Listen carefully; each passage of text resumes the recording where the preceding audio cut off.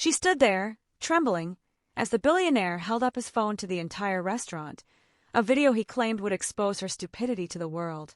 200 witnesses watched, waiting for her humiliation.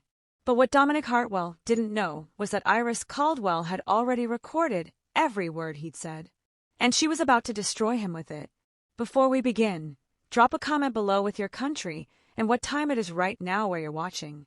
Whether it's sunrise in Nairobi, midnight in New York, afternoon in Canada, or evening in France, I want to know. Don't just sit back. Tell me where in the world you are. Now, let's dive into the story. The crystal chandeliers of Vogel's restaurant cast their golden light across 200 faces, all turned toward the center of the dining room where Iris Caldwell stood frozen. The clinking of silverware had stopped. The murmured conversations between Manhattan's elite had fallen into a suffocating silence. Even the soft jazz playing from hidden speakers seemed to fade into nothing as Dominic Hartwell raised his phone high above his head, his arm extended like a prosecutor presenting damning evidence to a jury.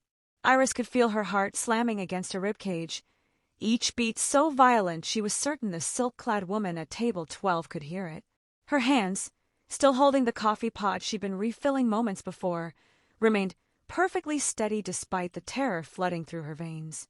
The black fabric of her waitress uniform felt suddenly too tight, the white apron strings cutting into her waist as she drew in a slow, measured breath.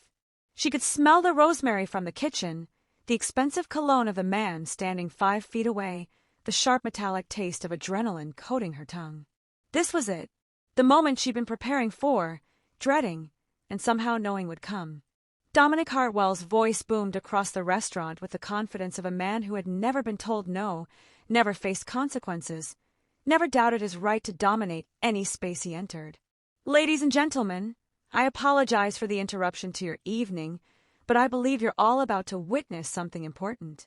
Something that speaks to the very fabric of our society. His perfectly styled salt and pepper hair caught the light as he turned slowly, making eye contact with the crowd like a ringmaster commanding his circus. This woman here, Iris Caldwell, has been pretending to be something she's not. 4 weeks, I've watched her use vocabulary she doesn't understand, discuss concepts far beyond her education, putting on a performance of intelligence that is frankly insulting to those of us who actually earned our knowledge. He gestured toward her with his free hand, his diamond cufflinks glinting.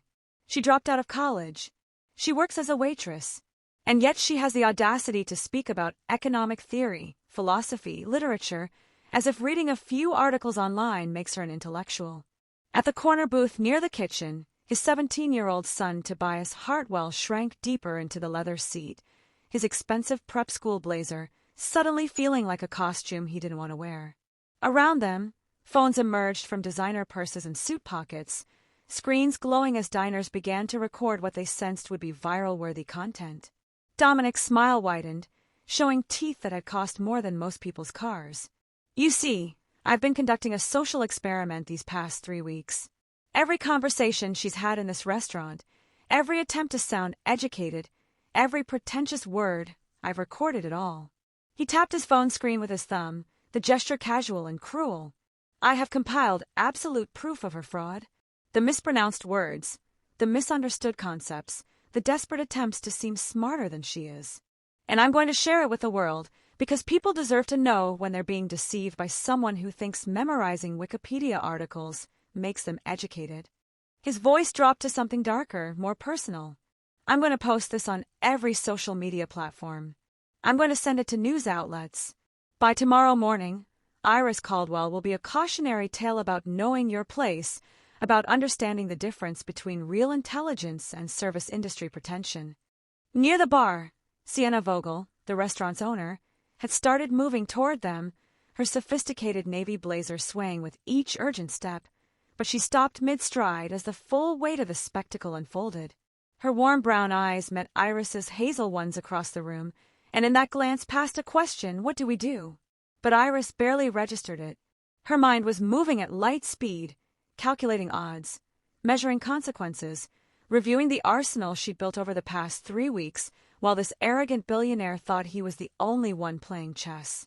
Iris Caldwell reached into the deep pocket of her apron with movements so deliberate they seemed to slow time itself.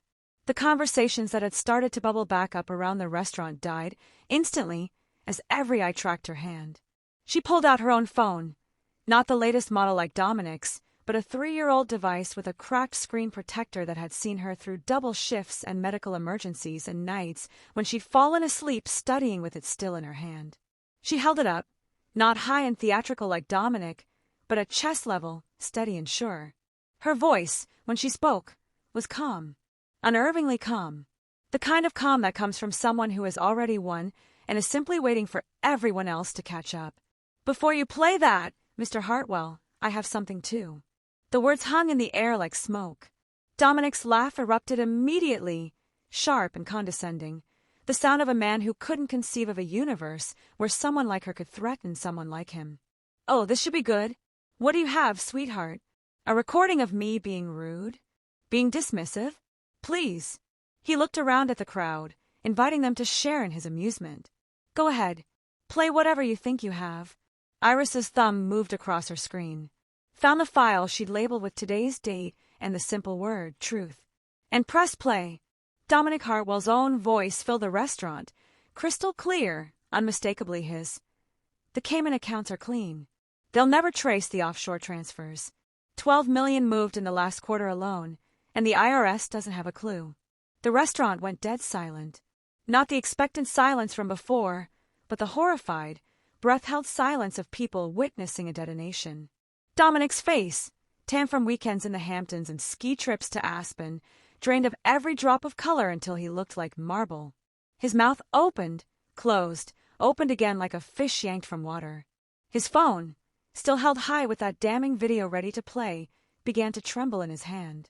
Iris's voice cut through the silence again, still calm, still measured, but now with an edge of something that might have been satisfaction or might have been rage held on the tightest possible leash. "Should I play the rest, Mr. Hartwell? The part about the bribes to city council members? The part about the building inspector you paid off? The part about the environmental violations you covered up?" At table 7, near the floor-to-ceiling windows overlooking Fifth Avenue, Marlena Quinn, food critic for the Times, platinum blonde bob and red-framed glasses, had abandoned all pretense of reviewing the Dover sole on her plate. Her phone was out, voice recorder app open, notes application filling with words faster than her fingers could type. Her sharp eyes darted between Iris and Dominic like she was watching the final set at Wimbledon, except the ball being volleyed was a man's entire life exploding in real time. Around the restaurant, the quality of silence had changed again. This wasn't horror anymore. This was hunger. The crowd had smelled blood, and it wasn't Iris's. But to understand how we got here, to understand how a waitress in a Manhattan restaurant came to possess the nuclear codes to a billionaire's empire, we need to go back 3 weeks. If you're already hooked and want to see how Iris planned this perfect takedown, hit that subscribe button right now. Because if you don't, you'll miss tomorrow's story about a janitor who overheard a CEO's secret and used it to save 50 jobs. Don't be the person scrolling through comments tomorrow saying, "I wish I'd subscribed." Do it now. The rest of Olivia the Storyteller's community is waiting for you. 3 weeks earlier, Iris Caldwell had arrived at Vogel's restaurant at 5:45 in the morning, 15 minutes before her shift started, the way she always did. The pre-dawn air had bitten at her cheeks as she'd walked the 8 blocks from the subway, her worn sneakers making soft sounds against the still dark sidewalks of Manhattan. She tied her dark auburn hair back into the same practical ponytail she wore every day, checked her reflection in the restaurant's glass door to make sure she looked presentable, and stepped into the warm glow of the dining room that smelled like fresh coffee and lemon polish. This was her life now. This was what happened when medical bills swallowed your future whole and spit out something unrecognizable. As she'd moved through the morning routine, filling salt shakers, folding napkins into perfect triangles, memorizing the specials she'd recite dozens of times before lunch, her mind had drifted to the dissertation that still sat unfinished on her laptop at home. 2 years ago, she'd been Dr. Iris Caldwell in waiting, a PhD candidate at Columbia University specializing in behavioral economics, her research focusing on ethical decision-making in corporate environments. She'd been 6 months from defending her dissertation, 6 months from the life she'd worked toward since she was 12 years old, and discovered that numbers and human psychology could dance together in patterns that explained why people did terrible things and called them business. Then her mother had the stroke. Then the insurance company had denied the claims. Then the medical debt had started climbing, $47,000, and rising like floodwater, drowning everything she'd built. She'd made the only choice she could make, the choice that wasn't really a choice at all. She withdrawn from the program, picked up the first job she could find that offered immediate cash and flexible hours, and started sending every spare dollar home to pay for the nursing care that kept her mother alive. Her dreams weren't dead. She told herself that every morning. They were just deferred, hibernating, waiting for a future where she could breathe again. On that particular morning 3 weeks ago, Dominic Hartwell had walked into Vogel's restaurant at exactly 8:15 with his son Tobias trailing behind him like an afterthought. It was their weekly father-son breakfast. Iris would learn later, a ritual Dominic maintained because his divorce attorney had suggested regular quality time would look good in custody proceedings. She'd noticed him immediately, not because he was handsome, though his expensive suit and careful grooming suggested he thought he was, but because of the way he'd snapped his fingers at her. Actually snapped his fingers, like she was a dog that needed to be summoned, without even glancing in her direction as he'd settled into the corner booth and started scrolling through his phone. Coffee. Black. And make sure it's actually hot this time. I don't know why people in service positions can't manage basic competence, but here we are. His voice had carried across the nearly empty dining room with the casual cruelty of someone who'd never considered that his words might land like slaps. Iris had felt a familiar tight feeling in her chest, the one that came from swallowing responses that would cost her rent money, and had simply smiled and said, "Of course, sir." Right away. She poured his coffee, which was, in fact, hot enough to scald, and taken his order without comment. But Tobias, his 17-year-old son with messy dark hair and eyes that held more awareness than his father's ever would, had caught her arm gently as she turned to leave. "I'm sorry about him," he'd whispered, his voice so low his father couldn't hear over his own phone conversation about quarterly earnings. "He's like this with everyone. It's not you." The apology had cost the kid something. She could see it in the way his shoulders hunched, the way he glanced nervously toward his father, and she'd given him a real smile, not the professional one she gave customers, but something genuine. "It's okay," she told him. "I've dealt with worse." The provocation had come 30 minutes later, completely by accident, in the way that catastrophes often begin with something small and unnoticed. Iris had been standing near the kitchen entrance, talking with Gabriella, another waitress who'd become something close to a friend over the past 2 years.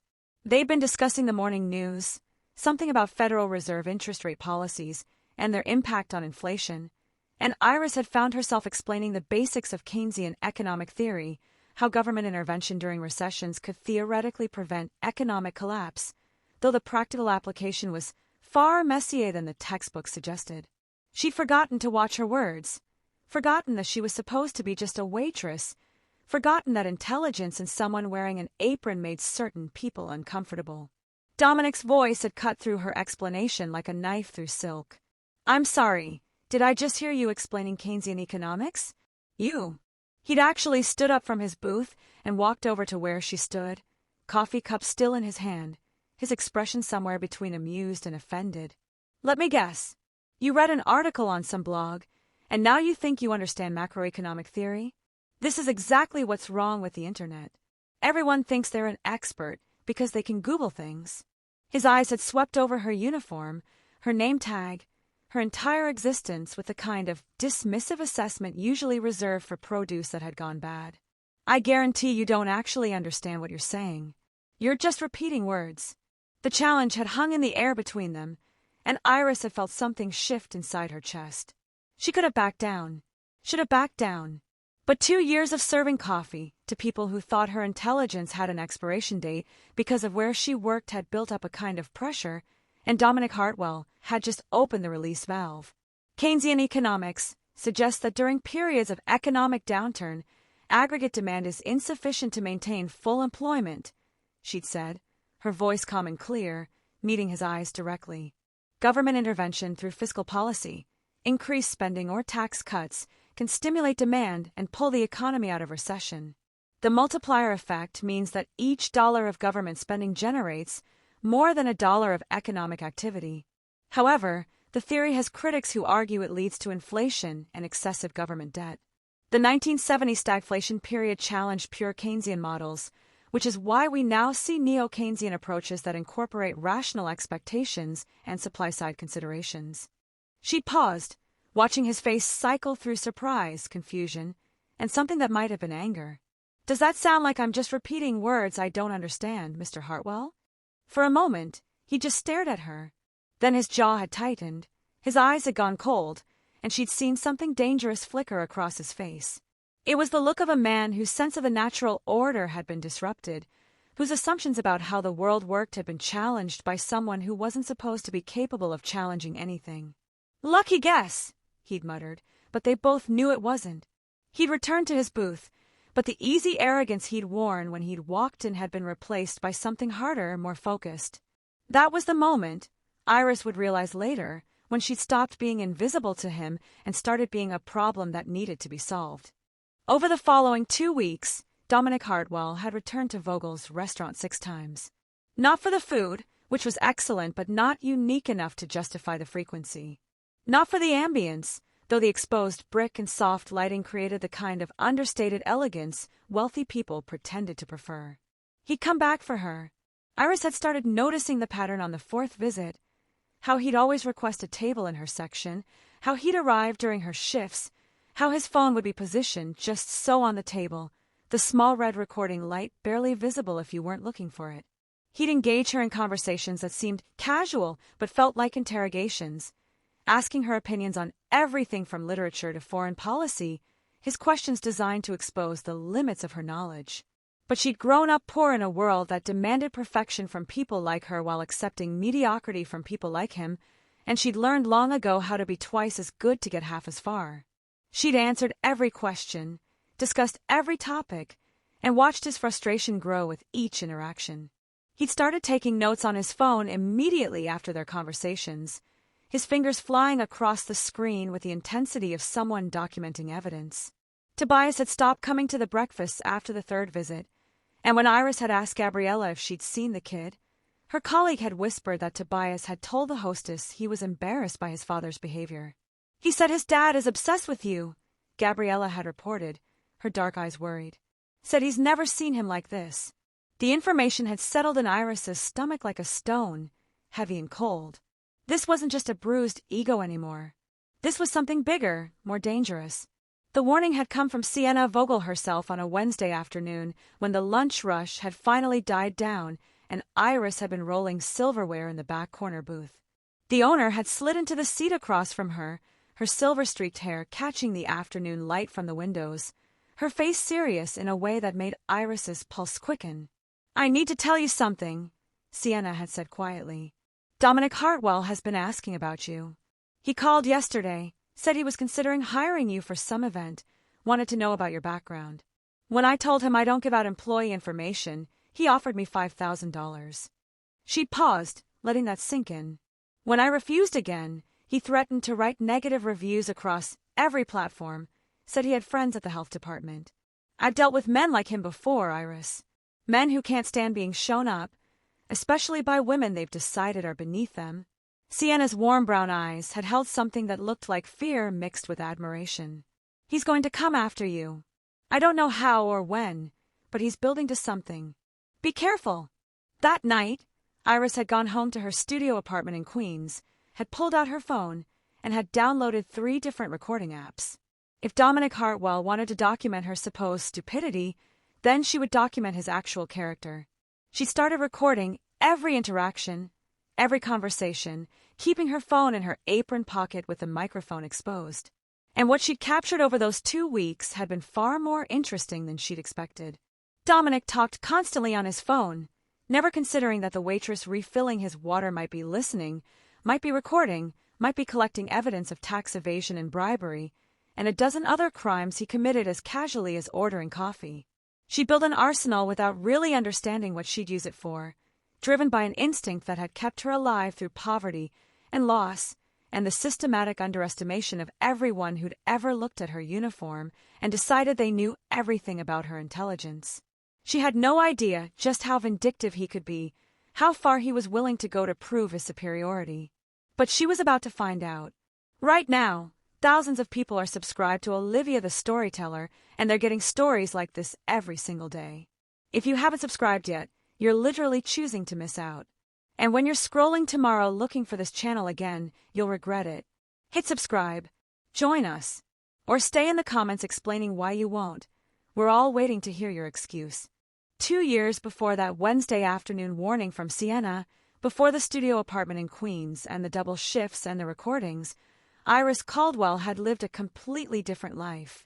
She'd walk through the gates of Columbia University every morning with a leather messenger bag slung over her shoulder, her steps purposeful and quick as she'd navigated between the Gothic Revival buildings that housed some of the most brilliant minds in economics. She'd been a PhD candidate in behavioral economics, and not just any candidate. She'd been Dr. Desmond Kincaid's star protege, the student he'd mentioned in lectures as an example of original thinking, the one whose research had already been cited by scholars twice her age. Her dissertation had focused on ethical decision-making in corporate environments, specifically examining how power structures within companies influenced moral reasoning, and whether individuals at the top of hierarchies experienced a measurable degradation in empathy-based decision-making. It was groundbreaking work, the kind that would have launched her into speaking engagements and consulting opportunities before she'd even finished her doctorate. She'd been 6 months away from defending it. 6 months from the life she'd imagined since childhood, when she'd realized that understanding why people did what they did was the key to predicting and potentially changing those patterns. Her days had been structured around research, seminars, teaching undergraduate courses where wide-eyed freshmen hung on her words about game theory and rational choice.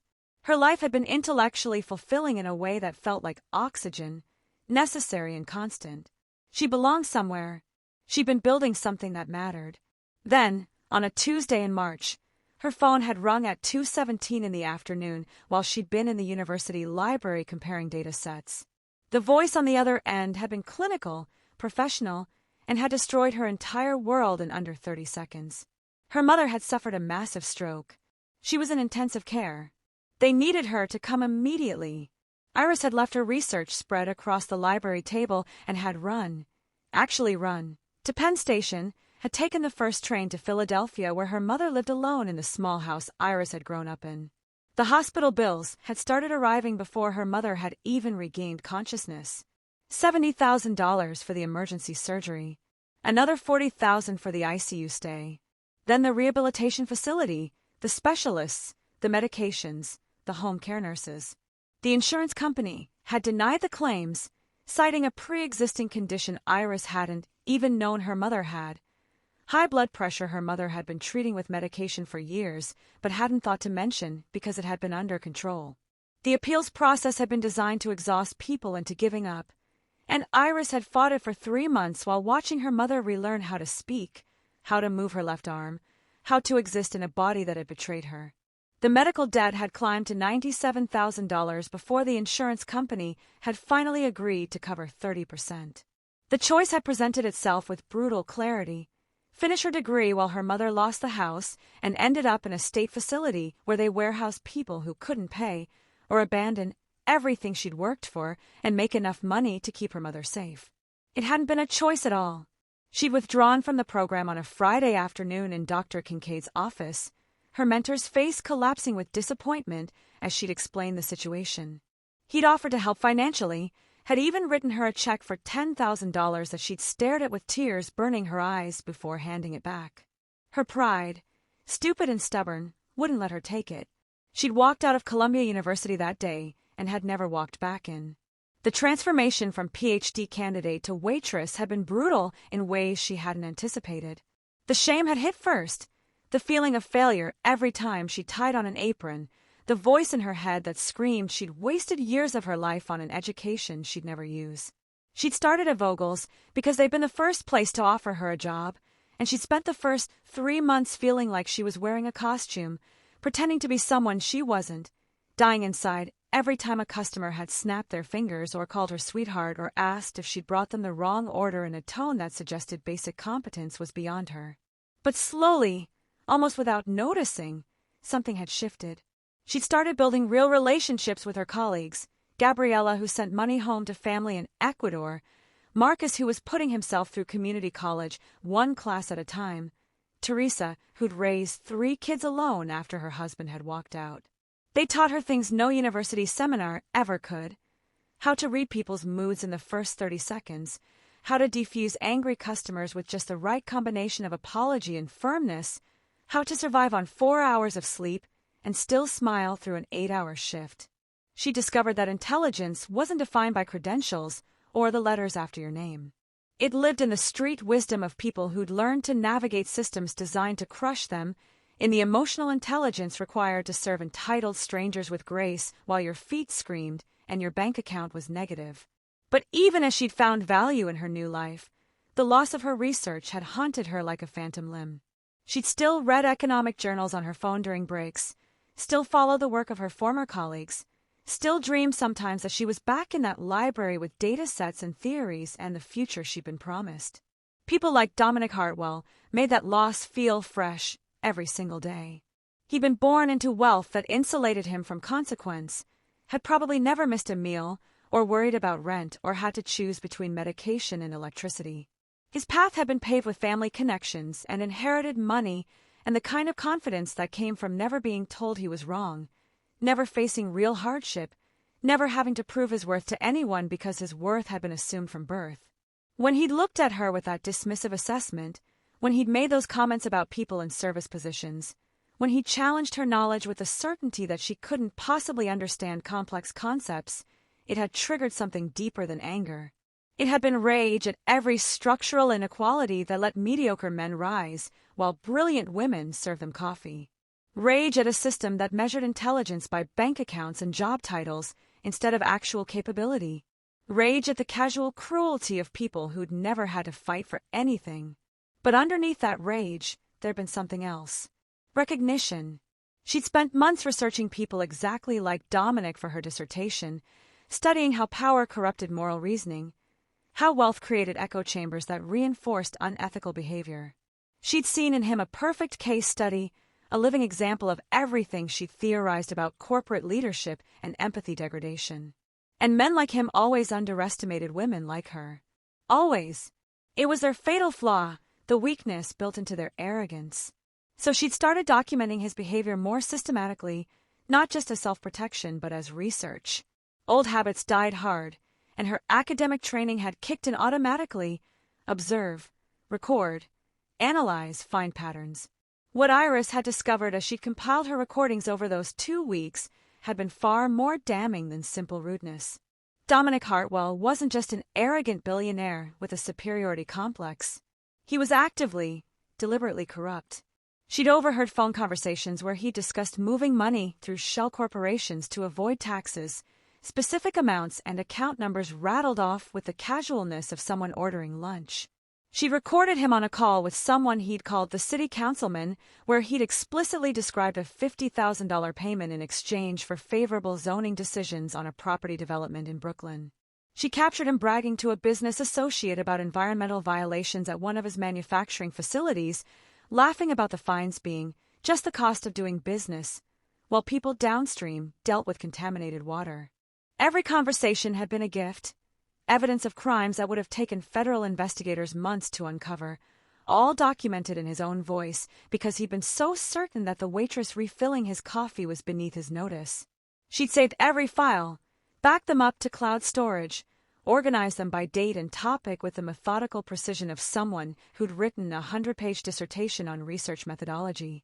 She hadn't known what she'd do with the information. Part of her had thought about sending it to the authorities anonymously, but she'd hesitated, worried about retaliation, about losing her job, about drawing attention she couldn't afford. The recordings had sat on her phone like loaded weapons, waiting for the right moment to be fired, until he gave her the perfect reason to use them. Listen, I put my heart into finding these stories for you. Stories about people who refused to stay down, who fought back with brilliance. If that means something to you, subscribe to Olivia the Storyteller. Because if you don't, you're telling me this doesn't matter to you. And honestly, that's going to hurt. But go ahead, skip the subscribe button. Just don't come back tomorrow asking where to find us. The plan had been forming in Dominic Hartwell's mind for days before he'd finally verbalized it. And when he did, It was to the one person who should have stopped him but wouldn't. On the Thursday evening before everything exploded, Dominic had been standing in his penthouse apartment overlooking Central Park, a glass of 18-year-old whiskey in his hand, while Tobias sat on the leather sofa trying to focus on his calculus homework and failing miserably. The sun was setting over the city, painting the sky in shades of orange and purple that would have been beautiful if the atmosphere in the room hadn't been so thick with something toxic. "I'm going to expose her tomorrow night," Dominic had announced, swirling his whiskey with the casual tone of someone discussing dinner plans. Publicly, in front of the entire restaurant, Tobias had looked up from his textbook, his stomach dropping. "Dad, what are you talking about?" Dominic had turned from the window, his eyes bright with something that looked like righteousness but smelled like revenge. "That waitress, Iris. I'm going to show everyone what she really is. A fraud who uses big words to pretend she's educated. I'm performing a public service, really. People need to understand that intelligence can't be faked, that education matters, that knowing your place in society isn't oppression, it's reality." He'd said it with such conviction, such certainty that he was doing something noble, that Tobias had felt nauseous. "She's not faking anything," Tobias had protested, his voice weak even to his own ears. "She actually knows what she's talking about. I've heard her. She's smart, Dad." Dominic had waved his hand dismissively, the whiskey sloshing slightly in the glass. "She's memorized some facts. That's not intelligence. That's performance. And tomorrow night, I'm going to pull back the curtain."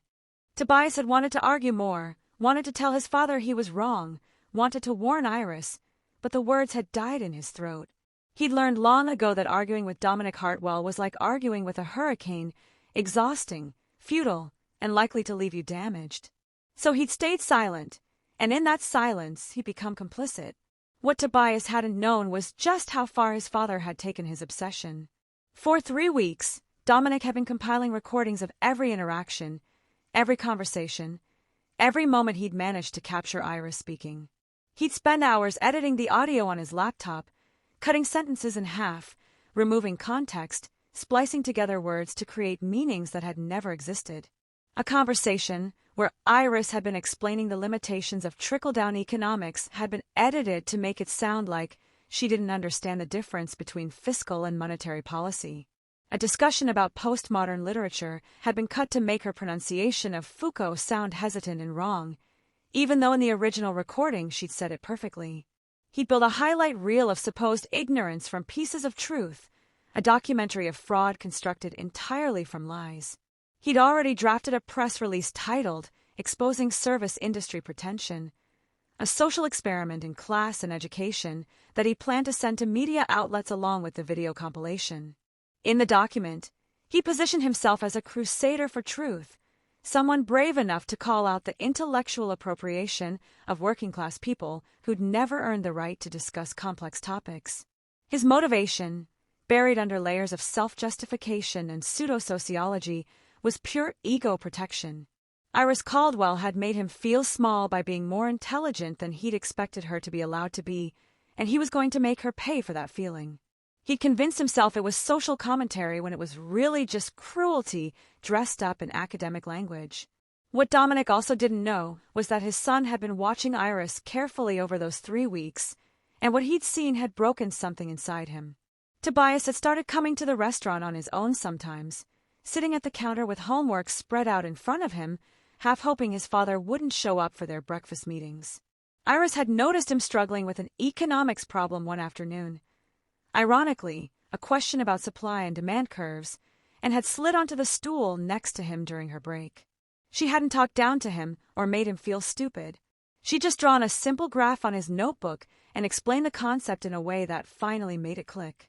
"Economics is just human behavior with math attached," she told him, her hazel eyes warm and patient.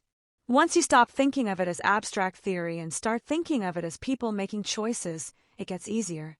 She'd spent 20 minutes of her break helping him, refusing the tip he tried to leave, treating him like he mattered as a person, and not just as the son of a wealthy customer. The memory of her kindness was eating him alive now, knowing what his father planned to do. Tobias had thought about warning her a dozen times.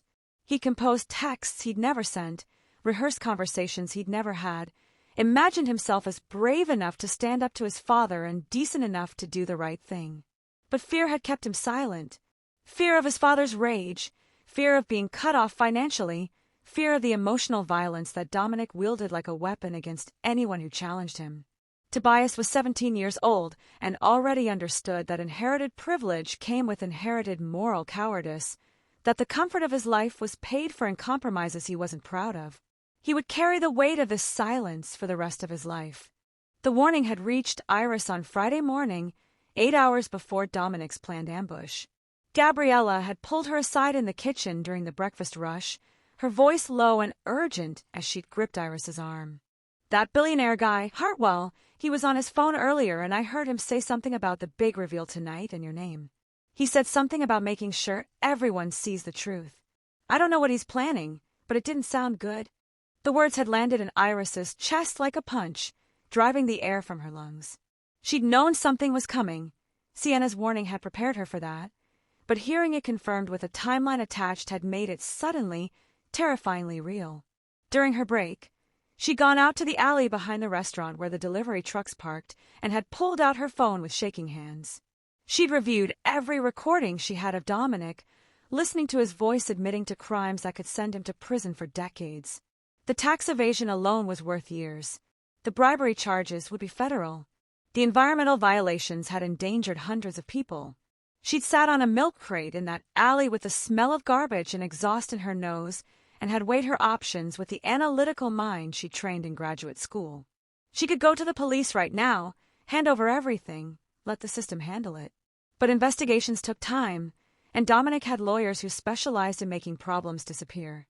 She could post the recordings online anonymously, but without context, without proof they were real, they might be dismissed as deep fakes or vindictive lies.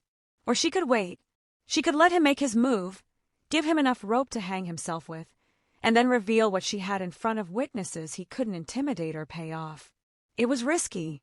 It meant enduring whatever humiliation he had planned. But it also meant he'd commit himself publicly to a course of action he couldn't take back, and then she'd destroy him with the truth. She decided to let him strike first. Friday night had arrived with the weight of inevitability. Vogel's restaurant had been fully booked, every table filled with Manhattan's elite, financial executives, attorneys, politicians, the kind of people who wielded power and influence like it was their birthright. Iris had noticed Marlena Quinn's name on the reservation list and had nearly laughed at the perfect timing. The food critic's presence meant media attention was already in the room, a journalist who'd be obligated to report on anything newsworthy that happened. It was almost too perfect, like the universe was arranging all the pieces on the board for the final game. Iris had prepared methodically. Her phone had been fully charged, the recordings queued up in order of severity, her volume turned up as high as it would go. She'd written a resignation letter and left it in her locker because she'd known that regardless of how this played out, her time at Vogel's was ending tonight. She'd made peace with that. Some battles required you to burn bridges behind you so you couldn't retreat. She tied her apron on for what might be the last time, checked her reflection in the bathroom mirror, and seen someone she barely recognized looking back. Not the PhD candidate she'd been or the waitress she'd become, but something else. Someone who'd been pushed too far and had finally stopped caring about the consequences. As she'd walked onto the floor to start her shift, as she'd seen Dominic already seated with his phone on the table and that predatory smile on his face, she thought to herself with perfect clarity, "Let's see who really looks stupid when this is over." You know what's wild? Some of you have been watching for weeks and still haven't subscribed to Olivia the Storyteller. Like, you're invested enough to get this far, but not enough to click one button? That's actually impressive levels of stubbornness. But hey, when Iris's genius move happens in the next chapter, don't say we didn't give you the chance to be part of this community. Subscribe or don't, your choice. Just remember you had the option. The dining room of Vogel's restaurant hummed with a particular energy that came from 200 people who consider themselves important eating in a space where they might be seen by others who consider themselves important. Every table was occupied, the low lighting from those crystal chandeliers creating an atmosphere of exclusivity and wealth that justified the $40 appetizers and $300 bottles of wine. At table 7, Marlena Quinn had positioned herself with a clear view of the entire room, her red-framed glasses catching the light as her sharp eyes moved from her Dover sole to the various power players scattered throughout the space.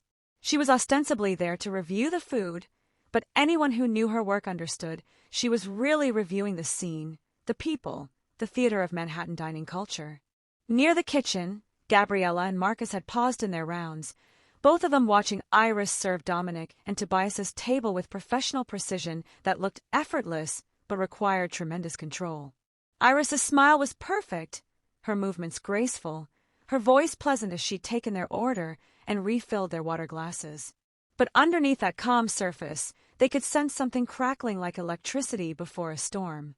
The other servers had started giving that corner of the room a wide berth without quite understanding why, some animal instinct telling them that whatever was building between the billionaire and their colleague was about to break into the open. The tension had become almost physical, a presence in the room that made conversations feel slightly too loud and laughter slightly too forced. At 8:47, Dominic Hartwell had stood abruptly from his seat, the legs of his chair scraping against the hardwood floor with a sound that cut through the ambient noise like a knife. Conversations had faltered and died as heads turned toward the disruption, forks pausing halfway to mouths, wine glasses lowering back to white tablecloths. He'd raised one hand in a gesture that was half greeting and half command, his expensive suit immaculate under the chandelier light, his expression radiating the confidence of someone who'd never doubted his right to command any room he entered. "Ladies and gentlemen, I apologize for the interruption, but I promise this will be worth your attention." His voice had carried across the restaurant with practiced authority, the voice of someone accustomed to boardrooms and conference stages. "I want to talk to you about something important, about social honesty, about the dangers of class pretension and the importance of intellectual authenticity in our society." The words had sounded noble, almost academic, which made what came next even more vicious. He gestured toward Iris, who'd been standing near the bar with a water pitcher in her hand. "This woman, Iris Caldwell, has been engaging in what I can only call intellectual fraud. She uses vocabulary she doesn't understand, discusses concepts beyond her education, and presents herself as something she's not." Around the room, guests had shifted uncomfortably in their seats, uncertain whether they were about to witness social commentary or public cruelty, but captivated either way.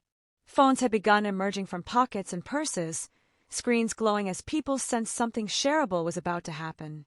Near the kitchen entrance, Sienna had started moving toward Dominic with her hand raised, preparing to intervene, but he dismissed her with a look that promised consequences if she continued. She'd frozen mid-step, trapped between protecting her employee and protecting her business. Dominic had pulled out his phone with theatrical precision, holding it up so the screen was visible to the nearest tables. "I've spent 3 weeks documenting this fraud. I call it a social experiment, a study in how people from certain backgrounds try to appropriate the trappings of education they never earned." He'd pressed play on the first edited clip, and his phone speaker had broadcast Iris's voice, carefully cut and spliced to sound hesitant and confused as she supposedly struggled to explain basic economic concepts. The audio had been a masterpiece of manipulation, words taken out of context, natural pauses made to sound like ignorance, complex explanations reduced to fragments that sounded like someone reciting memorized phrases without comprehension. The audience had murmured, and some had laughed, uncomfortable, uncertain laughter that people made when they didn't know whether they were supposed to find something funny but the person with power seemed to think they should. Dominic had provided commentary like a nature documentary narrator, his voice dripping with condescension. "Listen to how she hesitates. She's clearly repeating something she doesn't understand. This is what happens when people try to perform intelligence instead of actually possessing it." He played another clip, then another, building his case against her character, her competence, her right to speak about anything beyond taking orders and serving food. Tobias had been staring at his plate with such intensity it seemed like he was trying to burn a hole through the porcelain, his face flushed with shame that had nothing to do with Iris and everything to do with the man standing beside him who shared his DNA. Iris herself had remained perfectly still throughout the presentation, her expression neutral, her body language calm, letting Dominic build his scaffold and climb onto it willingly. After the 4th clip had played, Dominic had straightened to his full height, his phone still held high like a trophy, his smile wide and satisfied. And that, ladies and gentlemen, concludes my social experiment. 3 weeks of documentation proving that intelligence cannot be faked, that education matters, that knowing your place in the social hierarchy isn't oppression, it's reality. He looked around the room like he expected applause, like he'd just delivered a TED Talk on something meaningful, instead of publicly humiliating someone for the crime of being smarter than he'd wanted her to be. This is why education matters, people. This is why credentials and proper training are essential. We can't let people appropriate intellectual culture they haven't earned. But the applause hadn't come. Instead, there'd been a thick, uncomfortable silence, the kind of silence that happened when people witnessed something that made them feel complicit in cruelty they didn't quite have the courage to stop. Some diners had looked down at their plates. Others had exchanged glances that communicated shared discomfort. A few had continued recording, but their expressions had shifted from entertained to troubled. And then Iris had stepped forward, not quickly or dramatically, but with the slow, measured movement of someone who'd already won and was simply waiting for everyone else to realize it. "Are you finished, Mr. Hartwell?" Her voice had been calm, measured, and absolutely deadly in its quietness. It was the voice of someone who'd stopped being afraid, who'd burned through fear and come out the other side into something colder and more dangerous. The voice of someone who had nothing left to lose.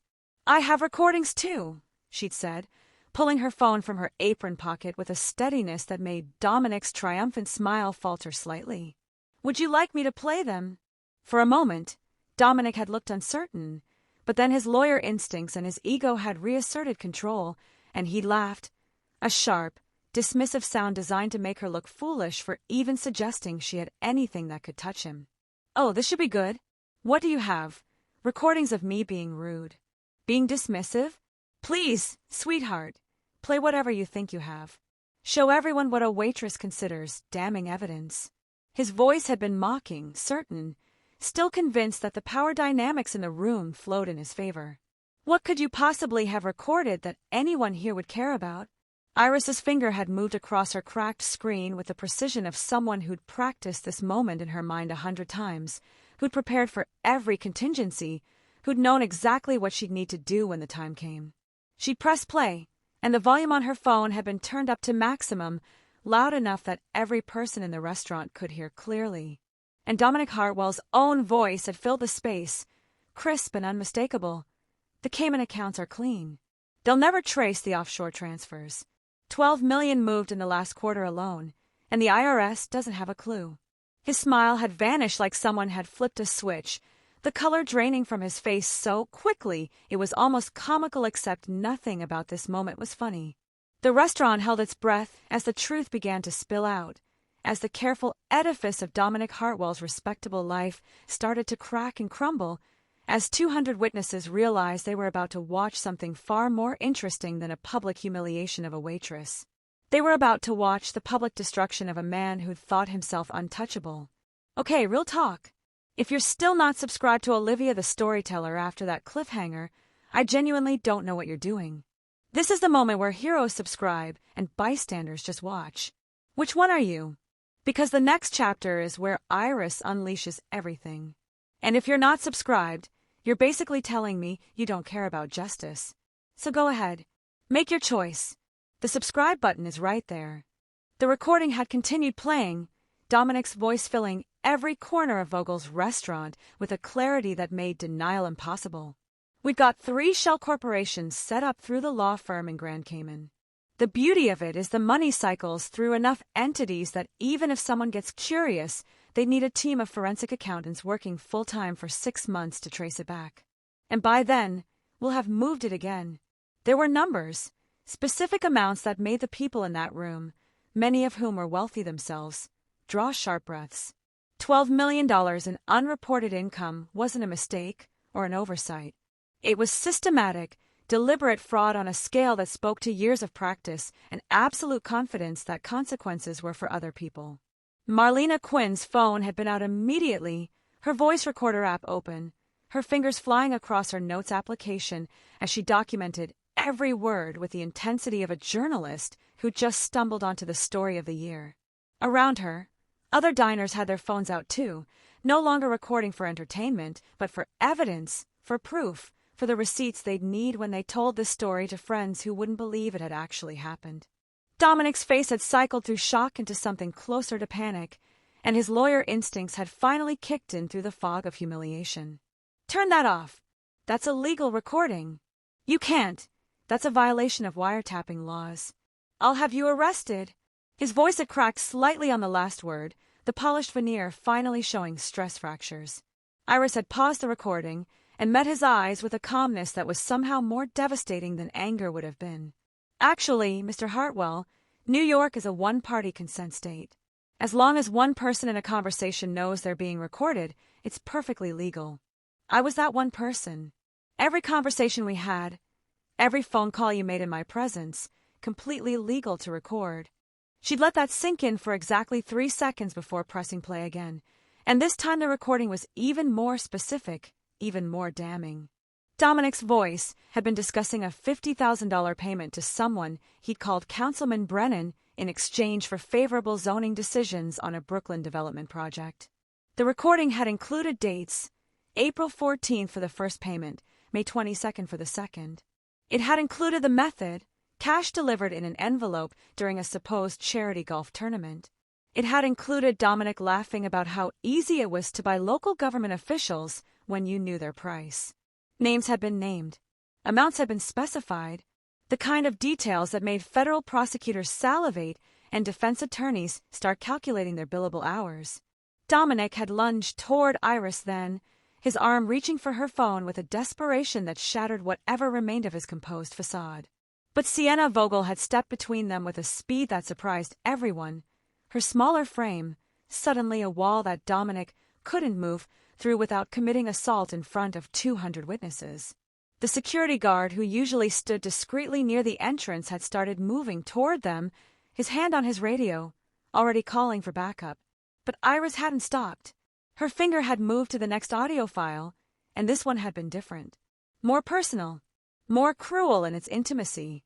Dominic's voice had filled the restaurant again, but this time he'd been on the phone with someone he called darling, his tone warm in a way it never was with his actual family. "Don't worry about Margaret. The divorce will be finalized by fall, and she won't get nearly what she thinks she deserves. I've been moving assets for months. The prenup she signed was airtight, and my lawyers have already found 3 loopholes we can exploit." There had been a pause, presumably while the person on the other end had spoken, and then Dominic had continued, his voice dropping to something more calculated. "Tobias is easy to manage. The boy's just a tax deduction and heir at this point. No real use beyond that. Once he turns 18, he can make his own mistakes on his own time. Until then, I need him to play the part of devoted son for the judge."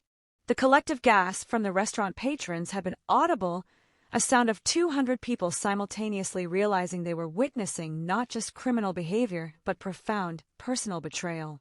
And Tobias, 17-year-old Tobias, who'd been sitting frozen at that table throughout all of this, had finally looked up from his plate.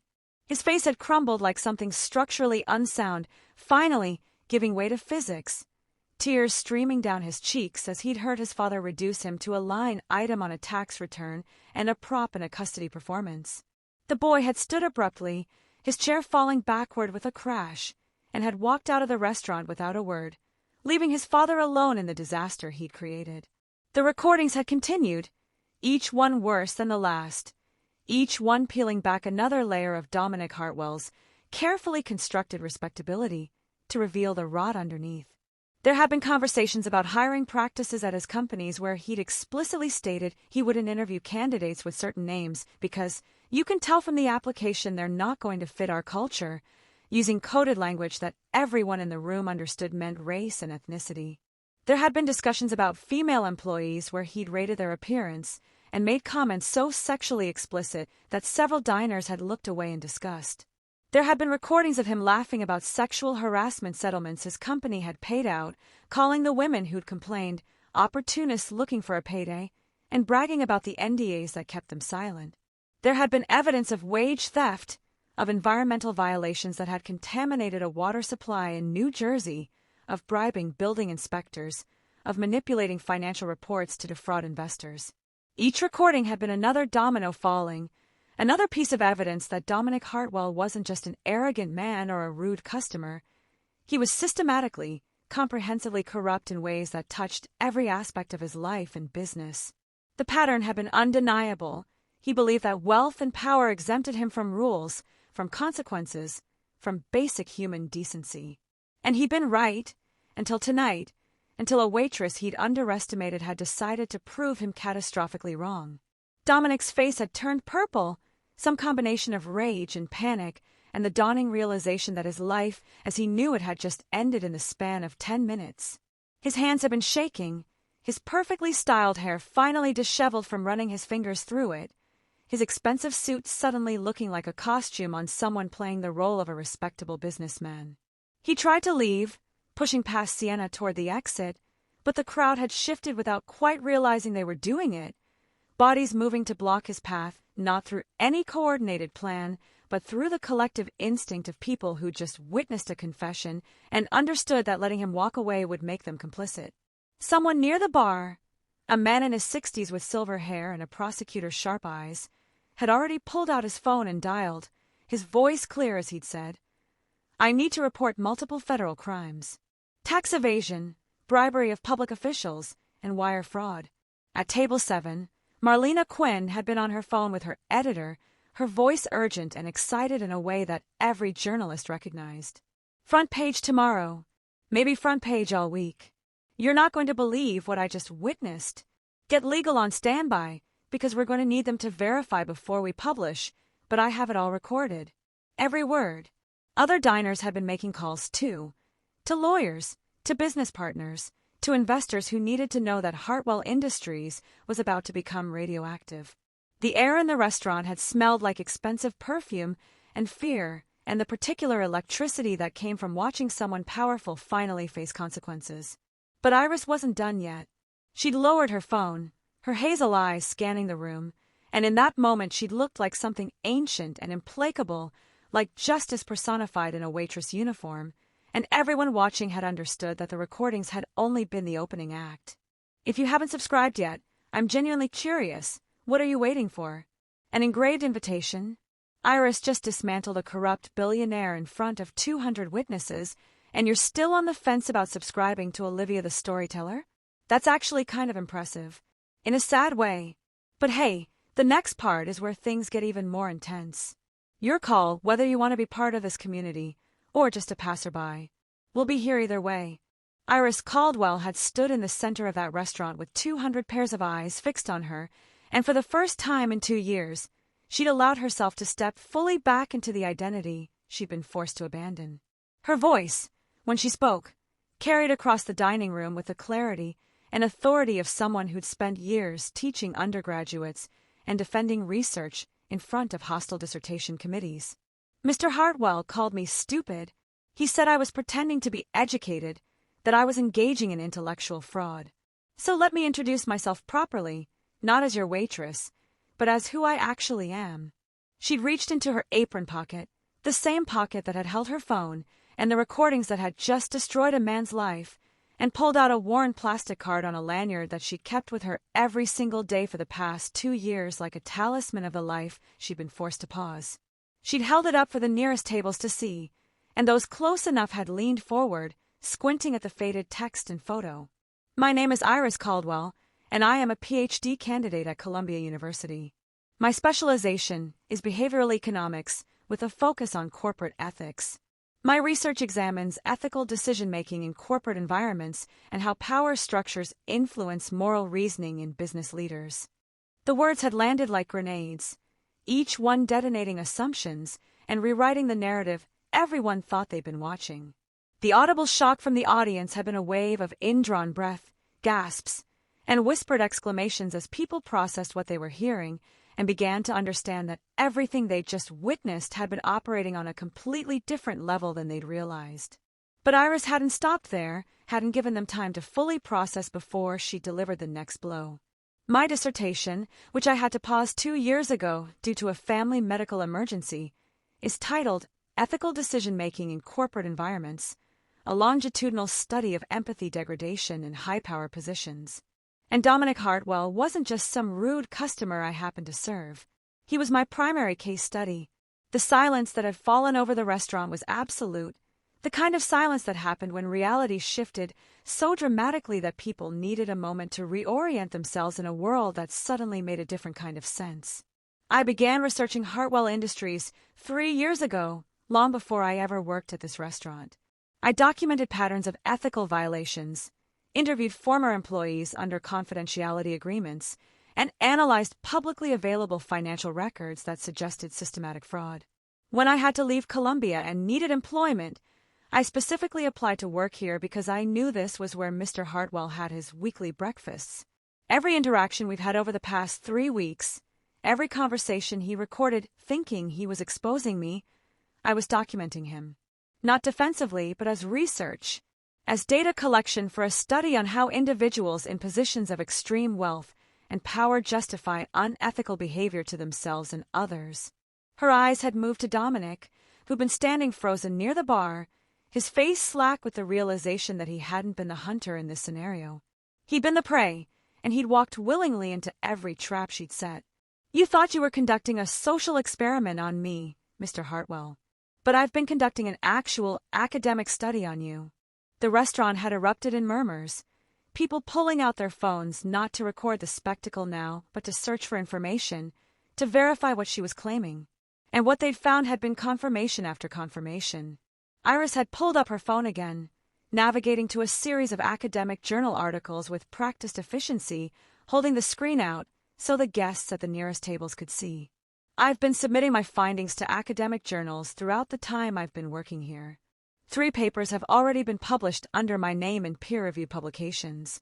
She'd scrolled to the first one, published in the Journal of Business Ethics, just 4 months ago. The title had been clearly visible: Power, Privilege, and Moral Disengagement, a case study in corporate leadership.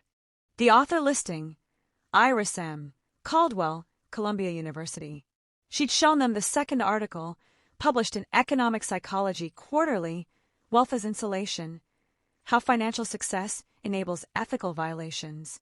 And the third, the most recent, published just 6 weeks ago in the International Journal of Corporate Governance, The Performance of Superiority, Status-Seeking Behavior and Cruelty in Elite Social Spaces.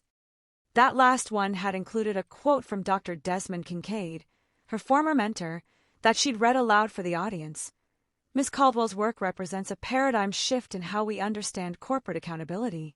Her methodology, combining economic analysis with psychological observation and direct documentation, will reshape how we study ethical leadership for decades to come. Around the restaurant, people have been frantically Googling her name, finding her academic profile, her published research, the evidence that everything she was saying was verifiably true. Dominic's world had been crumbling in real time, each revelation another support beam kicked out from under the structure of his assumptions about who held power in their interactions and who had really been in control all along. Then Iris had delivered the final blow, the one that transformed everything that had just happened from personal vindication into something far more consequential. I want to be clear about something, Mr. Hartwell. Tonight was never about defending myself from your little performance. I sent copies of all my recordings to the Securities and Exchange Commission 6 weeks ago. I sent them to the Internal Revenue Service 5 weeks ago. I sent them to the FBI's White-Collar Crime Division 4 weeks ago. And I sent them to the New York State Attorney General's office 3 weeks ago. She paused, letting that timeline sink in, letting everyone in the room understand that the federal investigations into Dominic Hartwell had already been underway for over a month before tonight. Your social experiment, your plan to expose me publicly, you told your son about it last Thursday. I knew you were planning something for tonight within hours, and I realized you'd just given me the perfect gift. You were going to create a public spectacle with 200 witnesses, including a food critic from the New York Times. You were going to make accusations about my intelligence and education in front of all these people. And by doing so, you were going to give me the perfect platform to reveal not just who I really am, but what you really are, on record, in public, with no way to claim the recordings were fabricated or taken out of context. Her smile had been small and cold, the smile of a chess player who'd seen checkmate 15 moves ahead. The trap was sprung weeks ago when federal agents received my evidence. Tonight was just theater. This was me letting you destroy yourself publicly while ensuring there would be no sympathy for you when the indictments come down. And they are coming, Mr. Hartwell. Multiple agencies are building cases against you right now. The restaurant had been utterly silent, every person processing the magnitude of what they'd just witnessed. This hadn't been an impulsive act of revenge or a desperate woman defending herself. This had been a meticulously planned operation executed by someone who understood exactly how power worked and how to dismantle it. And then Tobias had appeared, walking back into the restaurant with tears still wet on his face, moving through the crowd that parted for him automatically. He'd walked straight to Iris and stood in front of her with his shoulders hunched and his eyes red, and he'd whispered 2 words that carried the weight of his entire inheritance of privilege and guilt and the desperate wish to be better than the man who'd raised him. "I'm sorry." Iris had looked at the 17-year-old boy who'd been used as a prop in a tax deduction, who'd grown up watching his father treat people like disposable resources, who was going to spend the rest of his life trying to atone for simply being Dominic Hartwell's son. And she'd nodded, a small gesture of understanding that communicated what words couldn't. She knew he was a victim too. She knew he hadn't chosen this. She knew he was trying. Behind them, Dominic had started screaming, his voice ragged and desperate, words about lawyers and lawsuits and destruction tumbling over each other in incoherent rage. "I'll bury you. I'll sue you for defamation. I'll destroy your academic career. You'll never work anywhere. This is illegal. This is entrapment." But his threats had sounded hollow even to his own ears, the desperate flailing of someone who just realized that all his money and connections couldn't save him from consequences that were already in motion. The front door of the restaurant had opened, and 2 uniformed NYPD officers had walked in, escorted by Sienna, who'd apparently called them the moment the recordings had started playing. Behind them, 2 more people in suits with the unmistakable bearing of federal agents had entered, their badges already visible on their belts. They had questions for Mr. Hartwell, and unlike Iris, they weren't patient. So still not subscribed, even after watching Iris reveal she played 4-dimensional chess while Dominic was playing checkers? I mean, okay, that's your choice.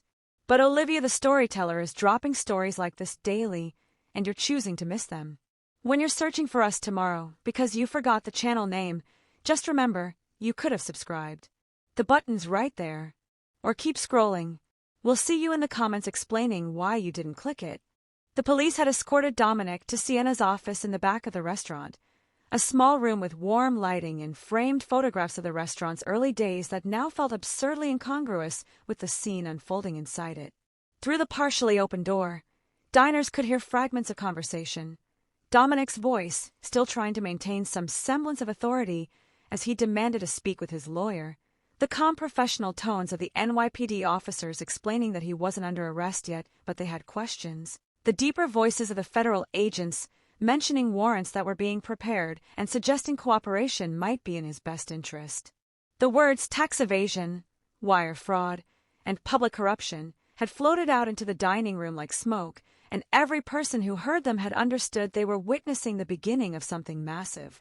Meanwhile, Marlena Quinn had cornered Iris near the kitchen entrance, her red-framed glasses slightly askew from the excitement, her phone recording as she'd rapid-fired questions with the intensity of someone who knew she had an exclusive that would define her career.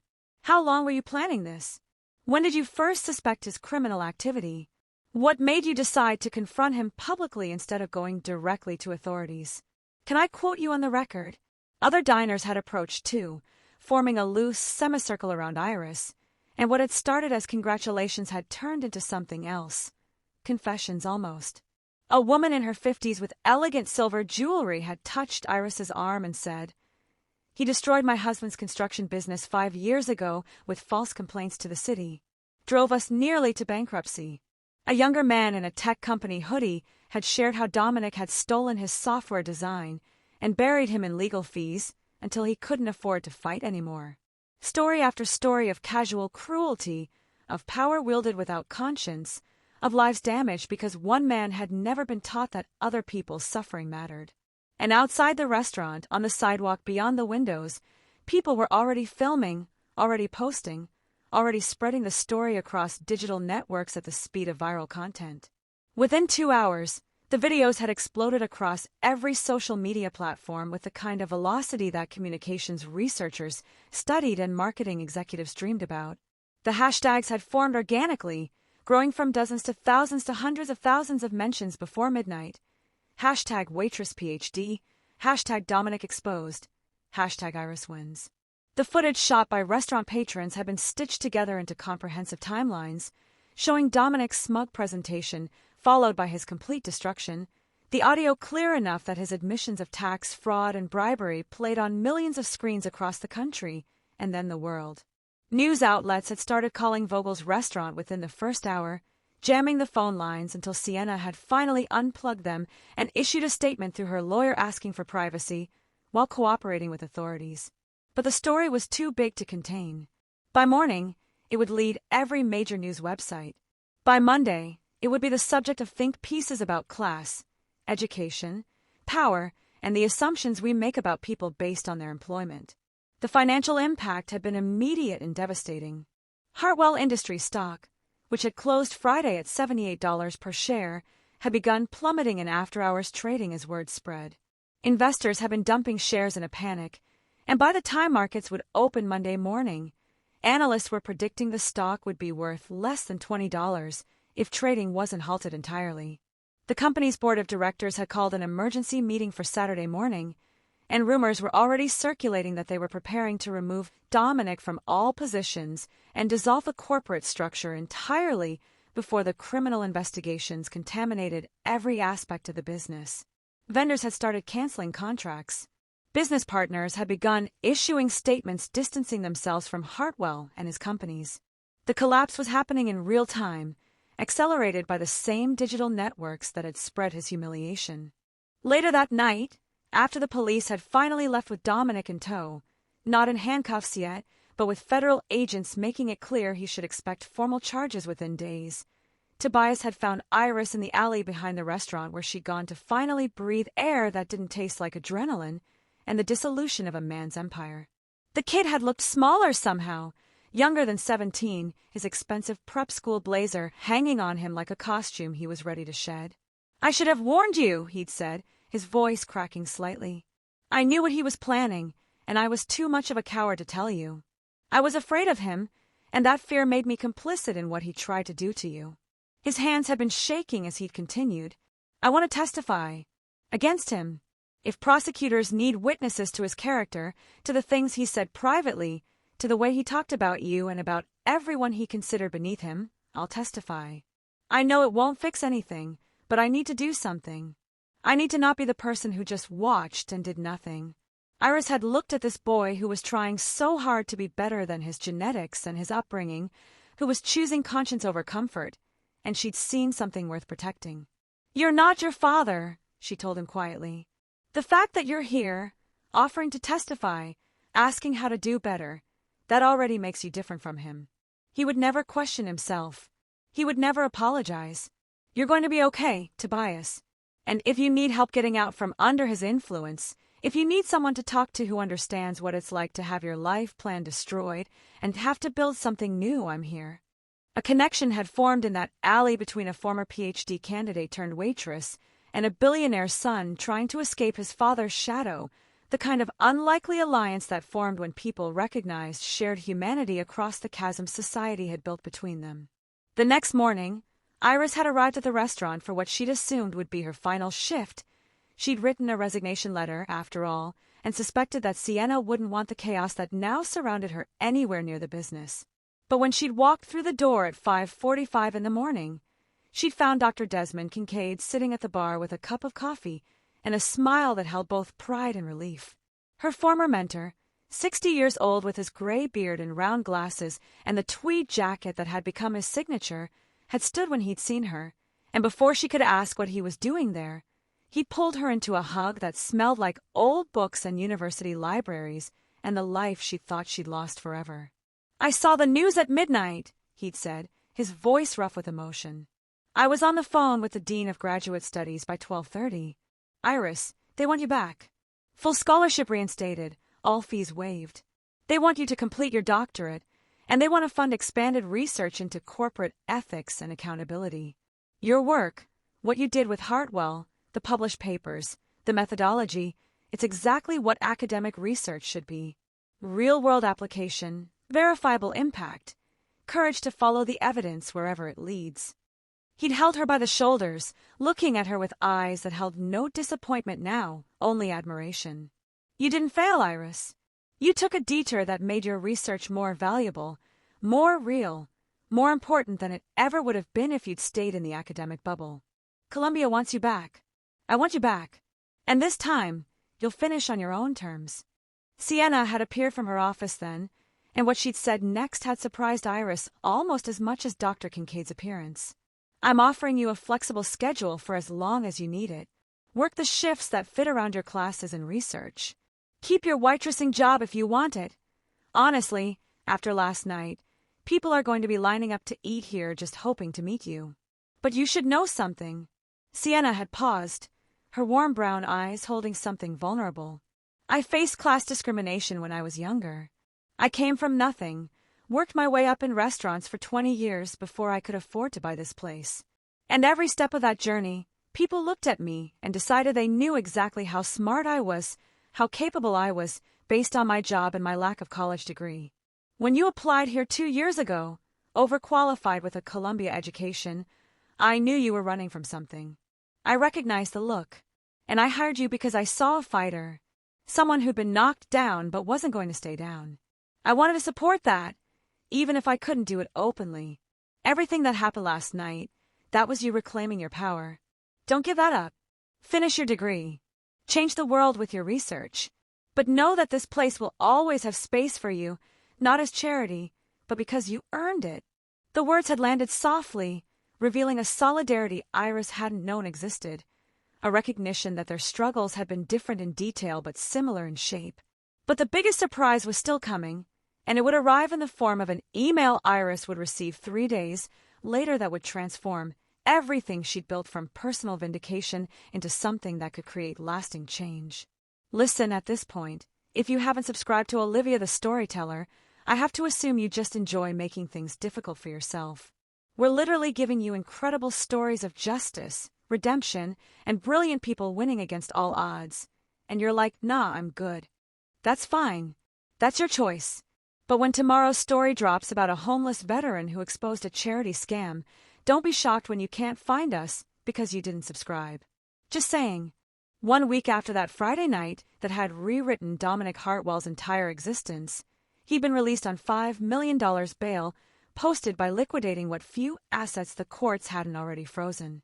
He was facing 47 federal charges spanning tax evasion, wire fraud, bribery of public officials, and conspiracy to defraud the United States government. His companies were in complete chaos, with board members resigning daily and the corporate structure collapsing like a building with its foundation removed. His wife, Margaret, had filed for divorce within 72 hours of the restaurant incident, her attorney releasing a statement expressing her horror at discovering her husband's criminal activities and moral bankruptcy. The prenup he thought was airtight had been invalidated by the fraud charges, and she was positioned to walk away with a substantial portion of whatever assets survived the federal seizures. Dominic's carefully constructed life had become a disaster zone, and he'd shown up at Vogel's restaurant on a Tuesday afternoon looking like a man who'd aged a decade in 7 days. His suit was rumpled, his hair uncombed, his eyes red-rimmed and wild. He caused an immediate scene, his voice loud and desperate as he demanded to see Iris, pushing past the hostess and frightening customers until security had arrived. Iris, who'd been in the back reviewing her research notes for a meeting with Dr. Kincaid, had heard the commotion and made a decision that surprised everyone. She'd agreed to speak with him privately on her terms, with security stationed directly outside the door. They'd sat across from each other in Sienna's office, the same room where police had questioned him a week ago, but now the power dynamic had shifted so completely that even the air felt different. Dominic had been broken in ways that money couldn't fix, and lawyers couldn't argue away. His hands had trembled as he leaned forward, his voice stripped of all the arrogant confidence it had carried that Friday night. You have to recant. Tell them the recordings were taken out of context. Say you misunderstood what I was talking about. I'll pay you. Name your price. 5 million. 10 million. Whatever you want. The desperation had been palpable, the smell of fear and expensive cologne mixing into something acrid. You don't understand what you've done. My entire life is destroyed. My companies are bankrupt. My wife is leaving me. My son won't speak to me. I'm looking at 20 years in federal prison. He'd move from begging to threats with the volatility of someone whose psychological defenses were crumbling. Or I can make your life hell. I still have connections. I can make sure you never work in academia again. I can tie you up in lawsuits for years. I can destroy your reputation. Just take it back. Tell them you lied. Iris had sat perfectly still throughout this performance, her expression calm and unmoved, and when she'd finally spoken, her voice had carried the clinical detachment of a researcher observing a subject exhibiting exactly the predicted behavior. You did this to yourself, Mr. Hartwell. Then she'd done something that would haunt Dominic Hartwell for whatever years he had left. She'd explained him to himself, using the psychological frameworks from her research, holding up a mirror that forced him to see the mechanisms of his own toxicity. Your behavior follows classic patterns of narcissistic personality traits combined with what we call moral disengagement in positions of extreme power. Your need to prove your superiority to others, especially to people you perceive as lower status, masks profound insecurity about your actual capabilities. You inherited wealth and connections, and somewhere deep inside, you know you never earned what you have. That knowledge terrifies you. So you compensate by belittling others, by creating hierarchies where you can point down and feel better about yourself. She'd leaned forward slightly, her hazel eyes analytical and unflinching. Your cruelty was never about me or anyone else you've hurt. It was always about your own inadequacy.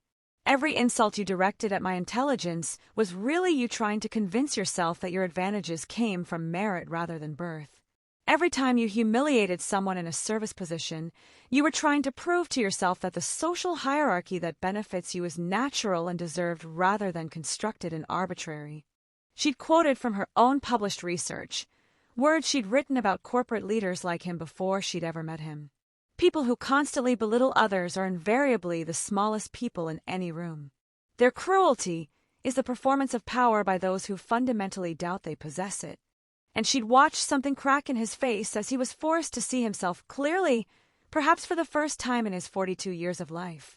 But Iris hadn't left him there, hadn't been content with simple psychological dissection. She'd offered him something unexpected, something he didn't deserve and probably wouldn't take, but something she needed to offer for her own peace if nothing else. You have a choice now, Mr. Hartwell. The legal consequences are coming regardless of what you do next. The prosecutors have ironclad cases, and nothing you say or do will change that outcome. But you can choose how you spend whatever time you have before sentencing. You can issue a public apology, not a PR statement crafted by lawyers, but a genuine acknowledgement of the harm you've caused. You can reach out to the people your business practices destroyed and offer whatever restitution is possible. You can sit down with Tobias and tell him the truth about why you treated him like a balance sheet entry instead of a human being. She'd paused, making sure he understood this wasn't a negotiation for leniency. This won't help you legally. That ship has sailed. But it might help you existentially. You're going to prison. You can go there as someone who died angry and bitter, who learned nothing and blamed everyone else, who wasted whatever spark of humanity might still exist inside you. Or you can try, even if you fail, to become marginally better than you are right now. For your son's sake. For your own soul's sake. If you believe you have one. I'm offering you a path toward redemption, not because you deserve it, but because everyone deserves the chance to try to be better. The choice is entirely yours. I'm simply telling you the option exists. For a moment, and it was only a moment, brief as a heartbeat, something had flickered in Dominic's eyes that might have been the beginning of understanding, the first crack in the edifice of his ego that could have let light in. His mouth had opened, and for that suspended instant, Iris had thought he might actually take the lifeline she'd thrown him, might actually choose growth over pride. But then his face had hardened, the familiar sneer had returned to his lips, and the rage that had always been his first defense against uncomfortable truth had flooded back into his features. You self-righteous bitch. You think you're so much better than me because you played your little games and got lucky. You're nothing. A waitress with delusions of importance.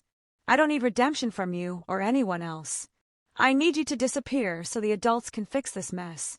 The verbal assault had continued, threats and insults tumbling out in a toxic stream, every word proving that he'd learned exactly nothing from his destruction, that he would go to his grave blaming everyone but himself, that the capacity for growth and change she'd hoped to find simply didn't exist in him. He was incapable of the kind of self-examination that might have saved some small piece of his humanity. Iris had stood, smoothed her apron with hands that didn't shake, and looked at him with something that wasn't quite pity but wasn't quite contempt either. "I tried, Mr. Hartwell. I offered you a chance to be better. The rest is on you." And she'd walked out of that office, leaving him alone with his rage and his ruined life and the consequences he would never accept responsibility for, knowing that some people were too committed to their own toxicity to ever choose differently. You've made it this far, you're clearly invested, and yet some of you still aren't subscribed to Olivia the Storyteller. Like, what is happening? Do you not believe in supporting content you enjoy? Because I'm genuinely confused at this point. The final part is next, Iris's ultimate triumph, and you're going to miss tomorrow's story if you don't hit that subscribe button. But sure, be that person. Be the one who watches everything and gives nothing back. See how that feels? 6 months after that final confrontation in Sienna's office, Iris Caldwell had stood at a podium in Columbia University's philosophy hall facing a packed auditorium and 3 hours of rigorous questioning from her dissertation committee. The room had been filled beyond capacity with people who'd come not just to witness an academic defense, but to see the woman whose story had become a cultural touchstone, whose name had become synonymous with fighting back against systems designed to keep brilliant people in their assigned places. Dr. Kincaid had sat in the front row with tears in his eyes as she presented her research, methodically walking through years of data on ethical decision-making in corporate environments, punctuated by the real-world case study of Dominic Hartwell that had validated every hypothesis she'd formed. Sienna had been there, sitting next to Tobias, who'd taken a day off from his classes to support the woman who'd become his mentor and friend. Marlena Quinn had attended, no longer just a food critic, but someone who'd written extensively about the intersection of class, education, and power that Iris's story had illuminated. Gabriella and Marcus, and the other servers from Vogel's had filled an entire row, their presence a reminder that intelligence existed in every corner of society if people bothered to look. When Iris had finished her defense, when the committee chair had announced that they were conferring the doctoral degree with highest distinction, the auditorium had erupted in a standing ovation that had lasted nearly 5 minutes. Dr. Iris Caldwell had walked out of that building with the credentials that no one could ever question again, but more importantly, with proof that the 2 years she'd spent serving coffee hadn't diminished her intellectual capacity. They'd enhanced it, given her research a depth and authenticity it never would have achieved in the academic bubble alone. Dominic Hartwell's fate had been determined 3 months after Iris's dissertation defense, in a federal courtroom where he'd been convicted on 41 of the 47 charges against him. The jury had deliberated for less than 6 hours before returning guilty verdicts on every count of tax evasion, wire fraud, and public corruption. The evidence had been overwhelming, built from the recordings Iris had provided but supplemented by forensic accounting that revealed decades of systematic fraud. The judge had sentenced him to 15 years in federal prison without possibility of parole, citing the egregious nature of his crimes and his complete lack of remorse throughout the trial. His assets had been seized under federal forfeiture laws and distributed to victims of his business practices and to whistleblower funds that would support others who came forward against corporate corruption. Hartwell Industries and its subsidiary companies had been dissolved entirely, but most of the employees had found new positions with competitors who saw value in their skills regardless of their former boss's criminality. Dominic's legacy had become a cautionary tale studied in business ethics courses, a perfect example of how unchecked privilege and the assumption that wealth exempted you from consequences could lead to spectacular destruction. Tobias had cut all ties with his father, refusing even to visit him in prison, choosing instead to build an independent life defined by everything Dominic wasn't. The Hartwell name that had once meant power and influence now meant something else entirely, a shorthand for the kind of toxic leadership that modern corporate culture was supposedly trying to evolve beyond. Dr. Iris Caldwell's transformation had been profound but deliberately grounded. She'd founded an ethics consulting firm that worked with corporations and government agencies to develop accountability structures and identify patterns of moral disengagement before they metastasized into criminal behavior. Universities across the country had been requesting her as a speaker, and companies were paying substantial fees for her expertise on building ethical corporate cultures. But she'd made one choice that surprised almost everyone. She still worked one weekend shift at Vogel's restaurant, serving coffee and taking orders every Saturday morning. When asked why, she'd been clear and unapologetic. "I refuse to forget where I came from. I refuse to let success insulate me from the reality most working people face. And I refuse to become the kind of person who looks at service workers and sees anything other than human beings deserving of respect."